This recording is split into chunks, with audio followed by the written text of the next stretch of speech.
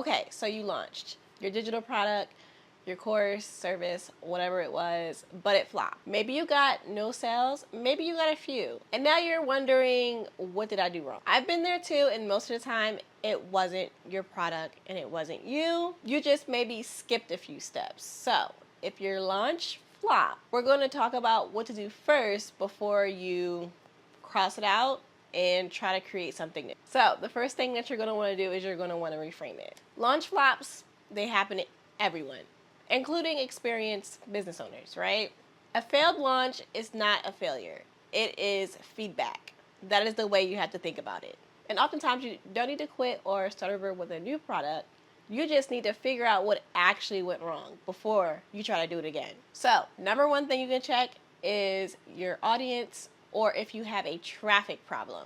And ask yourself these questions. So number one, did enough people know about this launch and did enough people see it? And this is actually a really common problem. So most launches, they don't fail because the product wasn't good. It was actually literally because not enough people seen it. One of the things that I learned is you need to hit certain numbers or certain benchmarks in your launch in order to get the amount of sales that you wanted. So let's say I wanted to sell 5 courses or whatever. I might have needed to get 500 people to that website to register to get the amount of sales that I wanted. Now, that's just an example. That's probably not the numbers that you need. So if you launch to a very small audience, or you're just launching on social media, you don't have people's contact information, you don't have leads on your email list, you can't really control who sees the things for your launch. So that's the first thing to check is, did you have a traffic problem? And if you did, the solution to that is to get more visibility. So whether that be guest speaking, creating content yourself, that's what I always recommend. I recommend YouTube. But what can you do to get your traffic up the next time that you launch? Now, I actually did a video that talks about how I got 100 signups to my webinar all organically, and what was the different type of ways that I used to get people to sign up with a small audience. So if you're interested in that, definitely check out that video. The next thing that you can do is you can check your offer or your positioning. Ask yourself, is this offer clear? And does your audience immediately understand the value? Sometimes when we've been doing something for so long, so let's say we've been in the field for 6, 7, 10 years, the way we talk about things is not like the average person who may be buying your thing or needing help with that solution. They may not know that they need help because we kind of over-explain and we use all these big fancy industry terms and industry words, and they don't understand that. So if you're describing it to them in that way, they might not know they need help with that.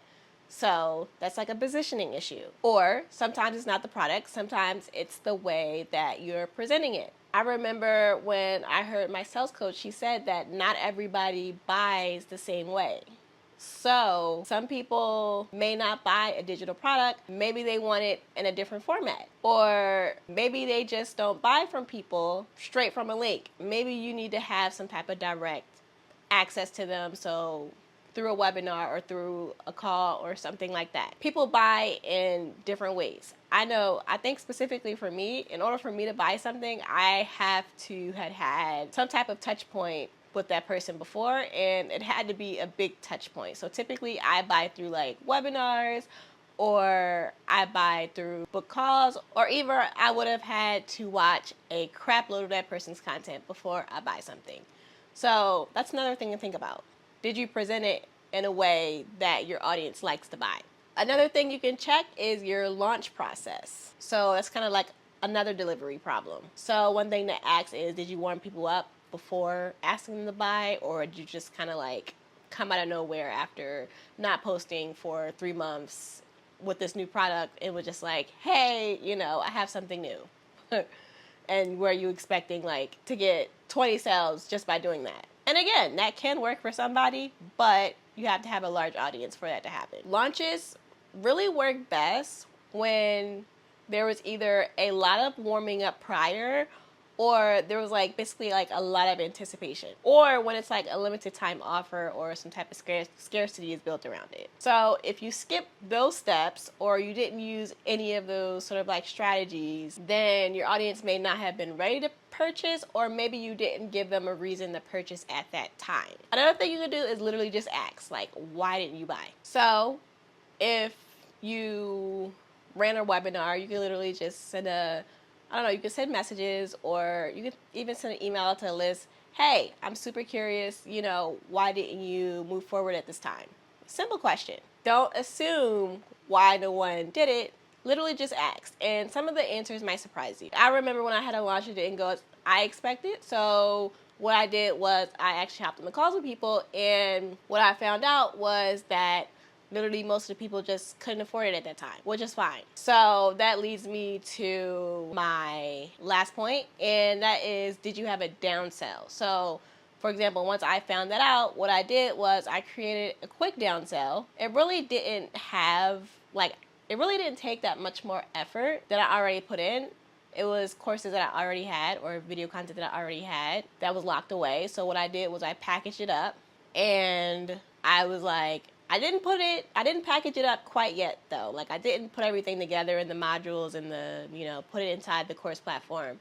I first asked, I was like, okay, well, I see something's going on here. Would you guys be interested in this instead? And then I sent that out. I sent out maybe like 2 or 3 more emails about that. And that kind of revitalized my launch, and I got some sales that way. So that's another thing you could do. You can offer a downsell. So if your launch flopped, that is completely fine, and in some cases completely normal. Launches used to not be my favorite thing to do, but now that I've done them over and over, it's more about like just putting things out there and then pivoting and learning from your mistakes. That's all it is with launching. So you don't need to throw out the product, you just need to maybe fix one of these areas that I mentioned in this video, which was audience growth or more traffic, offer clarity, pricing or timing, and then your actual launch processes. So if your launch flop, don't throw away the product altogether.